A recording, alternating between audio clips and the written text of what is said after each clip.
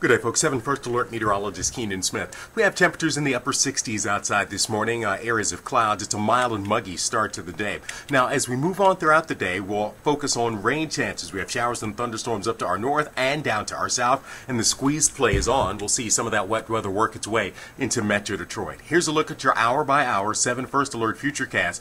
And although we're dry during the morning south of I-69, you'll see that rain chance, a spotty chance for a shower or thunderstorm, moves in for the second half of the day. It is not going to be a washout, and we're not expecting severe weather, but there certainly could be some wet weather this afternoon and this evening. Then overnight, areas of clouds around, perhaps even a little bit of fog, with the drier conditions setting up for the weekend. We still have a little bit of rain around on Friday, but the trend is for lower rain chances. The chance for severe weather is down to our south, Ohio, Indiana, Illinois, then off to our east, Pennsylvania, and New York. Thankfully, not here in Metro Detroit.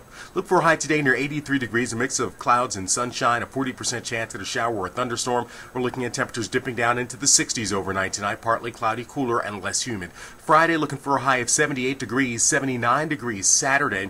Friday, a chance for a shower or a thunderstorm, but we're dry over the weekend. Lots of sunshine Saturday, Sunday, Monday, and Tuesday as temperatures bounce back into the low to mid-80s. I'm 7 First Alert meteorologist Keenan Smith.